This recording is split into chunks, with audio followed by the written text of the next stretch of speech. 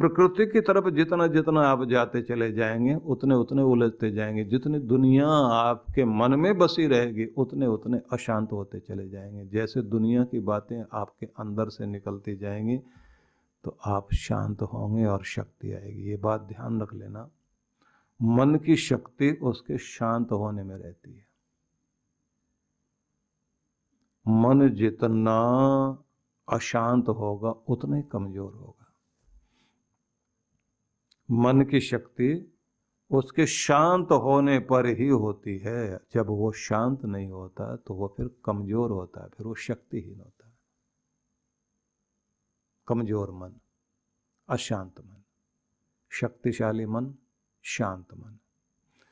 और मन जहां पूरा लग जाता है वहीं पर यह चमत्कार कर देता है। अध्यात्म में सबसे पहले मन लगाना ही सिखाया जाता है, मन टिकाना सिखाया जाता है। मन को एक जगह केंद्रित करना, कंसंट्रेशन बनाना, फोकस आपका कहां पर है, कहां पर आप केंद्रित हो रहे हैं, ये जब आप सीख लेते हैं तब वहीं से चमत्कार शुरू हो जाता है। तो सबसे पहली बात हो गई कि जिस परमात्मा से शांति की किरणें निकल रही हैं, आनंद की किरणें निकल रही हैं, निर्भयता की किरणें निकल रही हैं, पवित्रता की किरणें निकल रही हैं, उसकी और मुख करना सीख जाएं तो इसको कहते हैं आसन में बैठना सीख जाइए। इसलिए आगे जो समझाया गया वो बड़ा ही अद्भुत है। लिखा है आसनेन रजोहंति प्राणायामेन पातकम। व्यक्ति को सबसे पहले क्या करना चाहिए, आसन की सिद्धि। 15-20 मिनट कम से कम आप एक आसन पर बिना हिले डुले बैठना सीख जाओ। और दूसरी चीज, अपने श्वास को सम करना सीख जाइए प्राणायाम के द्वारा। जहाँ ये बीमारियों को आपके ठीक करता है, शरीर को स्वस्थ करता है, वहीं ये मन जो है आपको, ये प्राणायाम आपको शांत करने के लिए भी बहुत बड़ा काम करता है। क्योंकि आपके हार्मोनल बैलेंस को बनाए रखने के लिए प्राणायाम बहुत बड़ा काम करता है। आपको थोड़ी देर आसन पर बैठना आना चाहिए, कम से कम 20 मिनट। और 20 मिनट में आप ये कोशिश कीजिए कि कम से कम 10 मिनट का तो प्राणायाम हो जाए। और उसके बाद आप थोड़ी देर के लिए प्रार्थना कर लीजिए। 3 मिनट की प्रार्थना, ज्यादा से ज्यादा 5 मिनट की प्रार्थना। 3 मिनट अगर प्रार्थना कर लेते हैं आप, भगवान से जो कहना है वो कहिए। उसके बाद 5 मिनट आप शांत होकर बैठ जाएं। शांत होकर बैठने का मतलब है कि अपने ध्यान में चले जाएं, निर्विचार हो जाएं, दिमाग को खाली कर लें। अब इसी समय, इसी क्षण में मन को स्थिर कर लीजिए। और क्या सोचना है, जब आप अपने मन को खाली कर रहे हैं तो उस समय आपको सोचना कुछ भी नहीं, बस शांत शांत शांत शांत हो जाए। मुझे ध्यान है संसार का एक बहुत बड़ा धनपति व्यक्ति एंड्रयू कार्नेगी, एंड्रयू कार्नेगी के ऊपर एक सीनेट की ओर से टीम बैठाई गई थी कि ये आदमी थोड़े समय में बहुत अमीर हुआ है, कोई गलत कार्य करते करते तो अमीर नहीं हुआ। और वो व्यक्ति जिसने $30 लाख उस समय हाउस ऑफ नेशंस के लिए, विश्व शांति के लिए अपनी तरफ से प्रदान किए थे। तो रिसर्च करने के लिए टीम बैठा दी गई कि इस आदमी की जांच की जाए। जांच में पाया गया आदमी बहुत ईमानदार, सच्चा और अपने ढंग से काम करने वाला है और इसके काम में कहीं कमी नहीं। तो उससे जानने के लिए पहुंच गए, जानने के लिए पहुंच गए और पूछा उससे जाकर के कि भाई तुम रातों रात अमीर होते जा रहे हो, लगातार अमीरी में जा रहे हो, तो आपके पास कौन सा गुण है। बहुत सारी बातें उसने समझानी चाही, लेकिन उससे पहले एक बात कही कि मेरे पास एक बड़ा खास गुण है। कौन सा?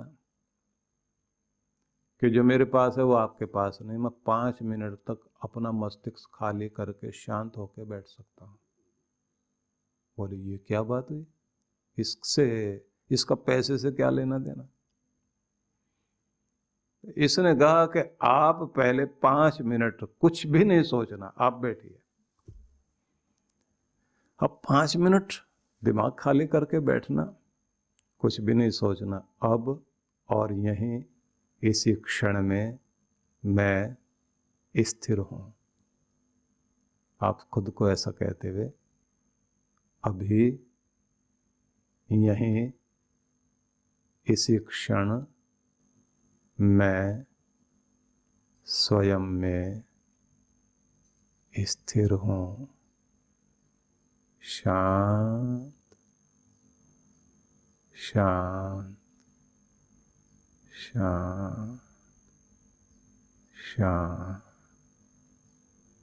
गहन मौन, स्थिर। ऐसे कहते हुए 5 मिनट आप शांत होते जाइए, कुछ भी नहीं सोचना और गहराई में खो जाए। शरीर मूर्ति की तरह हो जाए, पत्थर की तरह।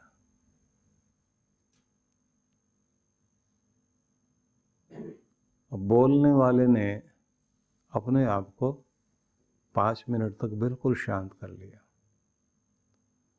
और उनसे पहले कहा कि तुम भी शांत होकर बैठो। किसी ने आधे मिनट में आंखें खोल ली, किसी ने 1 मिनट में। बोले ये तो बड़ा मुश्किल है। तो उसने कहा कि जब आप शांत होकर बैठते हैं और शांति में गहन उतर जाते हैं, उसके बाद जब आप कहते हैं समृद्धि,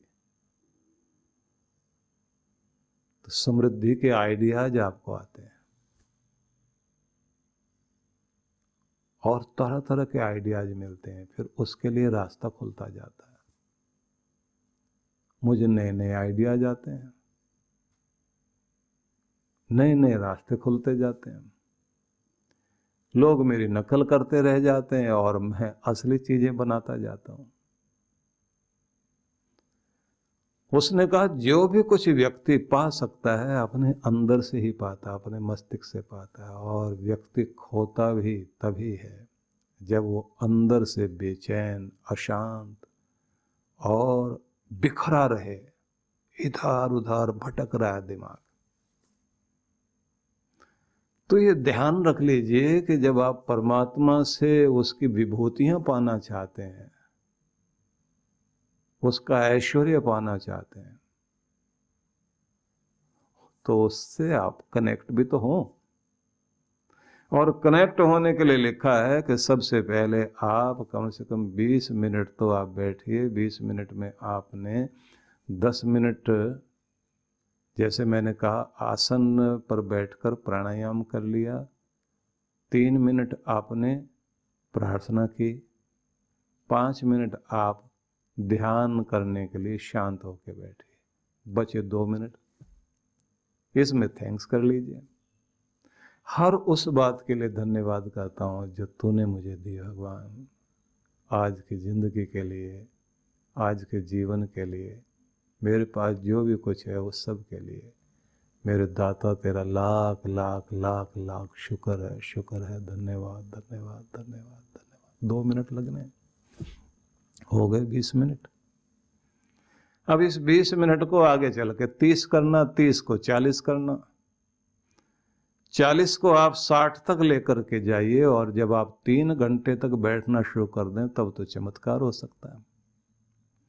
लेकिन चमत्कार तो आपका 20 मिनट से ही शुरू हो जाएगा। आसनेन रजोहंति प्राणायामेन पातकम। मन में उठने वाले विकार और तरह तरह के पातक की तरफ जाता हुआ जो व्यक्ति का मन है गलत दिशा में, वो आप जब प्राणायाम करने लगते हैं तो एक तो बीमारियां भागती हैं और गलत दिशा में ले जाने वाले विचार भी हटते हैं, स्थिरता आने लगती है। तो पहले आसन, फिर प्राणायाम, उसके बाद में फिर लिखा विकारम मानसम योगी प्रत्याहारेण सर्वदा। फिर योगी को चाहिए कि प्रत्याहार करे। तो उस तरफ जाने से पहले मैं एक बात आपको बताऊंगा कि किसी भी व्यक्ति को जब वो 20 मिनट तक बैठता है, तो बैठने के बाद जब वो उठ जाए तो सूरज की तरफ देखते हुए, या सुबह सुबह इतना जल्दी नहीं उठा तो आप आज के दिन को ध्यान में रख करके क्या बोलना है, ये दिन दोबारा नहीं आएगा, ये दिन दोबारा नहीं आएगा। जी भर के जिंदगी जियो, जी भर के जिंदगी जियो, ये दिन दोबारा नहीं आएगा। लाख लाख शुक्र है उस भगवान का जिसने मुझे आज का यह दिन अच्छे से उपयोग करने के लिए दिया है। और साथ में सोचना, मेरे मन चिंता करने से तेरा भविष्य नहीं बदल जाएगा, चिंता करने से किस्मत नहीं बदल जाएगी, किस्मत चिंता करने से और गड़बड़ करेगी, फ्यूचर खराब हो जाएगा। यह दिन दोबारा नहीं आएगा। जी भर के जिंदगी जियो, शुक्र मनाओ, उत्साह में रहो और उत्सव में रहो। तो ऐसा कहते हुए आप अपनी यात्रा शुरू करिए। तो आपकी आध्यात्मिक यात्रा शुरू होने लगी। और जब तक आपकी आध्यात्मिक यात्रा शुरू नहीं होगी तो आप एक भीड़ का हिस्सा बन करके जियोगे। जो लोग भीड़ का हिस्सा बन जाते हैं तो फिर आप सोच लीजिए कि उनके पास करने के लिए कितना भी कुछ हो। तो ऐसे लोगों को आप देखते ना, सोचते रहना, करना कुछ भी नहीं। कितना बुरा है ये, सोचते रहना, करना कुछ भी नहीं, कितना बुरा है। उससे भी बुरा है जब बिना सोचे कुछ भी करते जाना, और जब कुछ कर दिया फिर बैठकर माथे पर हाथ रखकर सोचते रहना, ये मैंने क्या कर दिया, ऐसे तो नहीं करना चाहिए था। तो दोनों ही बुरे, सोचना भी है ठीक से और फिर एक्शन भी लेना है। और जब आप एक्शन लेते हैं तो अपना कर्म परिणाम जो आता है उसमें भगवान का धन्यवाद करें। जो कुछ गलत परिणाम आया है सुधार के लिए कोशिश कीजिए कि और सुधार हो और बेहतर किया जाए। तो यहाँ से आपकी आध्यात्मिक यात्रा शुरू होती है। अध्यात्म साधारण चीज नहीं है। अभी तक आप केवल शरीर के तल पर जी रहे थे, अभी तक आप केवल संसार के हिसाब से जी रहे थे। अब आपकी जिंदगी में एक नया अध्याय शुरू होता है।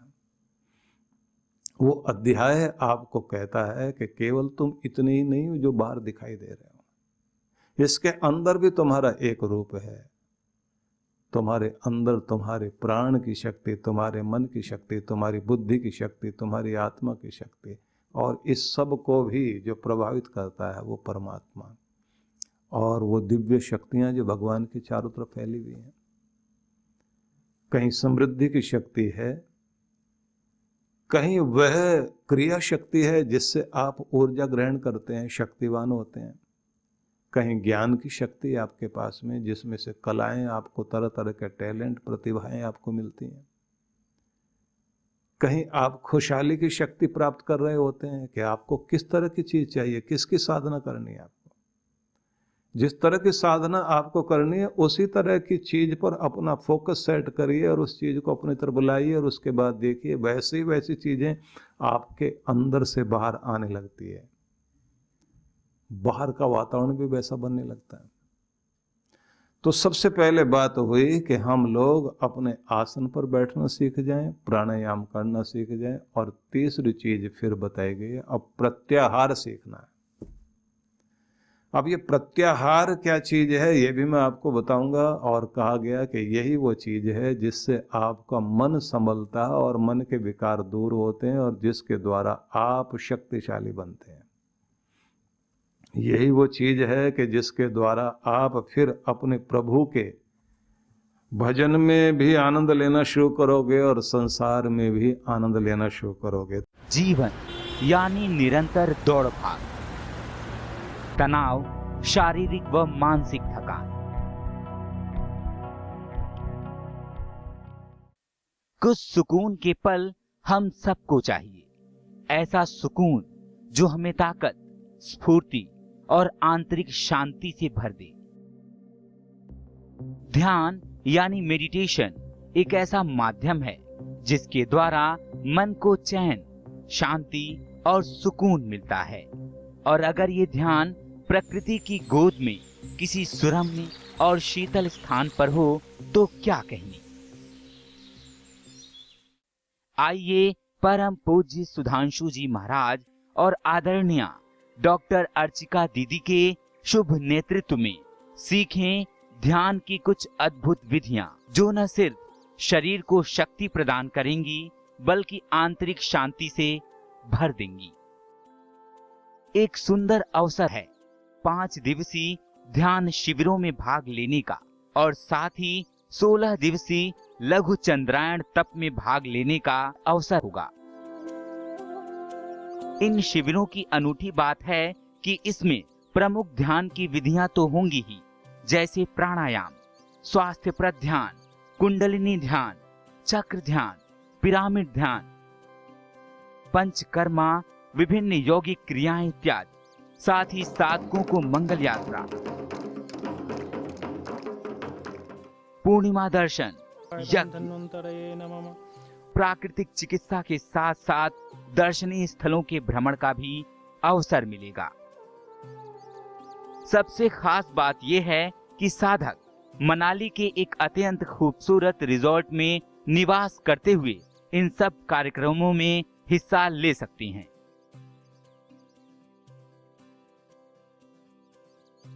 तो आइए परम पूज्य गुरुदेव और डॉक्टर अर्चिका दीदी के साथ मनाली चलें, पहाड़ों पर कुछ दिन बिताएं, ध्यान की विधियां सीखें और पाएं एक तनाव रहित मन, स्वस्थ तन, आत्मविश्वास और सबसे बढ़ के आंतरिक शांति और सुकून।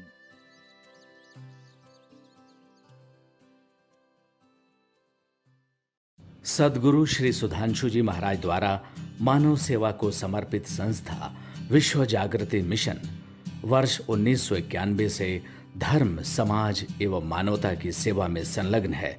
यह संस्था 90 मंडलों, सेवा केंद्रों के माध्यम से न केवल भारत अपितु देश के बाहर अनेक देशों में सेवा के कार्य कर रही है। संस्था की स्थापना से लेकर अब तक विगत 30 वर्षों में जहां लोगों को सन्मार्ग पर प्रेरित करने के उद्देश्य से गुरुवर ने 7000 से अधिक प्रवचन दिए हैं, वहीं देश के राज्य की राजधानियों व प्रमुख नगरों में लगभग 40 आश्रम, 25 मंदिर, सत्संग भवन व ध्यान साधना केंद्रों का निर्माण हुआ है। दिल्ली में करुणा सिंधु धर्मार्थ अस्पताल एवं फरीदाबाद के आरोग्य धाम अस्पताल में लाखों जरूरतमंद रोगियों का उपचार व ऑपरेशन किया गया है। अनाथ गरीब बच्चों के लिए सूरत में अनाथाश्रम, दिल्ली एवं कानपुर में गुरुकुल, फरीदाबाद में ज्ञानदीप विद्यालय, मुरादाबाद में सृजन प्राइमरी स्कूल, झारखंड के रुक्का खूंटी गांव में आदिवासी बच्चों के लिए 2 पब्लिक स्कूल समेत दिल्ली में उपदेशक महाविद्यालय भी बनाया गया है।